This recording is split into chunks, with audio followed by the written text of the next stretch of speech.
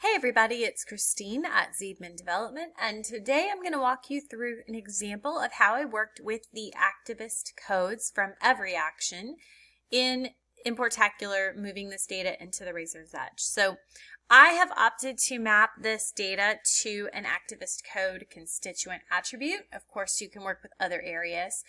This is just an example. So I'm going to open my attribute. And I have added my activist code type to the description, and I opted to use that long name as a comment here. But just so you can see, this is the information that you can work with. You can work with an activist code ID, which is an ID number. You can work with that long name. You can work with that type. You have access to an address block information, as well as a change type ID, a committee ID, and a context activist code ID. So those are all IDs that come straight out of EveryAction and are numerical.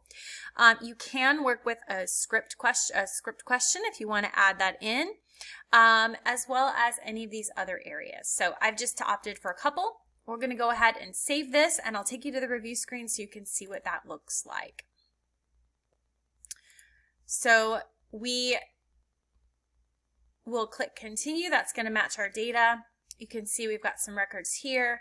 And then when we have our activist code, you can see that I have some types set up in mine for planned giving, general, and outreach. And then in my comments, you can see I've got a little bit more information there that we set up as part of our activist codes in our sample. I hope that this is helpful for you in getting some ideas of how to work with your contact activist code data in the Razor's Edge and in Importacular. Thanks and have a great day.